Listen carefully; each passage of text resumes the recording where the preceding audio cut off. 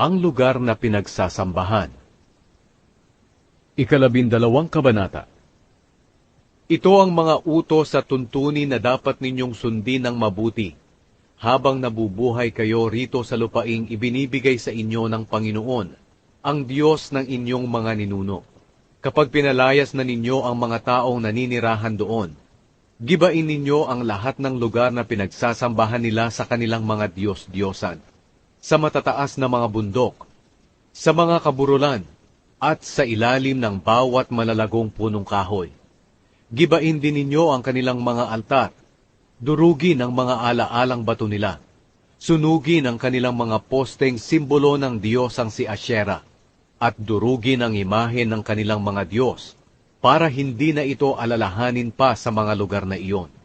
Huwag ninyong sasambahin ang Panginoon na inyong Diyos na gaya ng paraan ng kanilang pagsamba, kundi dumulog kayo sa Panginoon na inyong Diyos, at parangalan siya sa lugar na kanyang pipiliin, mula sa lahat ng teritoryo ng mga lahi ng Israel. Doon ninyo dalhin ang mga handog ninyo na sinusunog, at iba pang mga handog, ang inyong mga ikapu, ang inyong mga espesyal na handog, ang inyong mga ipinangakong regalo, at mga handog na kusang loob, gayon din ang panganay ng inyong mga hayop. Doon kayo kumain at ang inyong pamilya sa presensya ng Panginoon na inyong Diyos. At magsaya kayo sa lahat ng inyong nagawa, dahil pinagpala kayo ng Panginoon.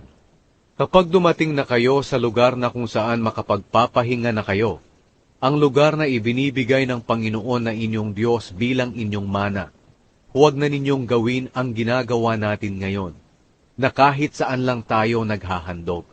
Kapag nakatawid na kayo sa Hordan, at naninirahan sa lugar na ibinibigay ng Panginoon na inyong Diyos bilang inyong mana, mabubuhay kayo ng mapayapa, dahil hindi papayag ang Panginoon na gambalain kayo ng mga kaaway sa inyong paligid. Pagkatapos dalhin ninyo ang mga handog doon sa lugar na pipiliin ng Panginoon na inyong Diyos, kung saan pararangalan siya. Ito ang mga handog na iniutos ko sa inyo, mga handog na sinusunog, at ang iba pang mga handog, ang inyong ikapu, ang mga espesyal na regalo, at ang lahat ng handog na ipinangako ninyo sa Panginoon. Doon kayo magsasaya sa presensya ng Panginoon na inyong Diyos, pati ang inyong mga anak, mga alipin, at ang mga Levita na naninirahan sa mga bayan ninyo na walang lupang mamanahin.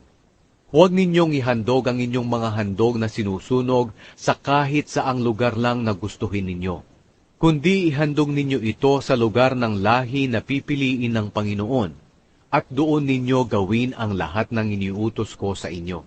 Pero kung hindi pang handog, maaari ninyong katayin at kainin ang hayop, saan man kayo nakatira.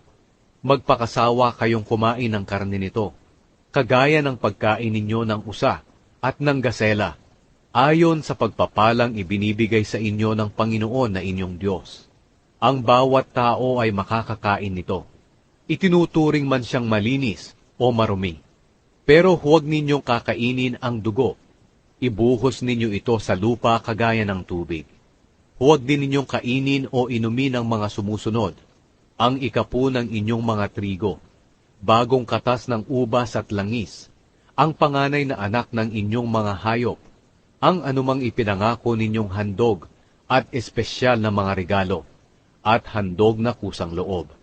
Kundi kainin lang ninyo ito sa presensya ng Panginoon na inyong Diyos, doon sa lugar na pipiliin niya, kasama ng inyong mga anak, mga alipin, at ng mga Levita na naninirahan sa inyong mga bayan. Magsasaya kayo sa presensya ng Panginoon na inyong Diyos, sa lahat ng kanyang ginawa. Huwag ninyong pababayaan ang mga Levita, habang nabubuhay kayo sa inyong lupain. Kapag napalawak na ng Panginoon na inyong Diyos ang teritoryo ninyo, ayon sa ipinangako niya sa inyo, at gusto ninyong kumain ng karne, maaari kayong kumain anumang oras na gustuhin ninyo. Kung malayo sa inyo ang lugar na pinili ng Panginoon na kung saan ninyo siya pararangalan, maaari kayong magkatay ng inyong mga baka o tupa sa inyong lugar. At ayon sa iniutos ko sa inyo, maaari kayong magpakasawa sa pagkain ng mga hayop na ibinigay ng Panginoon sa inyo, katulad ng pagkain ninyo ng gasela at ng usa. Ang bawat tao ay makakakain nito, itinuturing man siyang malinis o marumi. Pero siguraduhin ninyong hindi ninyo kakainin ng dugo, dahil ang buhay ay nasa dugo. At huwag ninyong kakainin ang buhay kasama ng karne. Sa halip, ibuhos ninyo ang dugo sa lupa gaya ng tubig. Huwag ninyo itong kakainin, para maging mabuti ang kalagayan ninyo, at ng inyong mga lahi, dahil ang pag-iwas sa pagkain ng dugo ay mabuti sa paningin ng Panginoon. Dalhin ninyo sa lugar na pinili ng Panginoon ang mga bagay na ibibigay ninyo sa Panginoon, at ang mga handog na ipinangako ninyo sa Kanya. Ihandog ninyo ang dugo at karne ng inyong mga handog sa altar ng Panginoon na inyong Diyos. Dapat ninyong ibuhos ang dugo sa gilid ng altar ng Panginoon na inyong Diyos, pero pwede ninyong kainin ang karne. Sundin ninyo ang lahat ng tuntuning ito na ibinibigay ko sa inyo, para laging maging mabuti ang kalagayan ninyo at ng lahi ninyo. Dahil mabuti at tama ang pagsunod sa mga ito sa paningin ng Panginoon na inyong Diyos. Kapag winasak na ng Panginoon na inyong Diyos ang mga bansa na sasalakayin ninyo, at pinalayas ninyo ang mga naninirahan dito at inagaw ang kanilang lugar, huwag kayong magpapabitag sa pamamagitan ng pagsunod sa pagsamba nila sa kanilang mga Diyos. Huwag ninyong sasabihin, paano sila sumasamba sa kanilang mga Diyos? Susundin din namin ang ginagawa nila. Huwag ninyo itong gagawin para sambahin ang Panginoon na inyong Diyos. Dahil sa kanilang pagsamba, ginagawa nila ang lahat ng klase ng kasuklam-suklam na bagay na kinasusuklaman ng Panginoon. Sinusunog pa nila ang mga anak nila bilang handog sa kanilang mga Diyos. Sundin ninyo ang lahat ng iniutos ko sa inyo. Huwag ninyo itong dadagdagan o babawasan.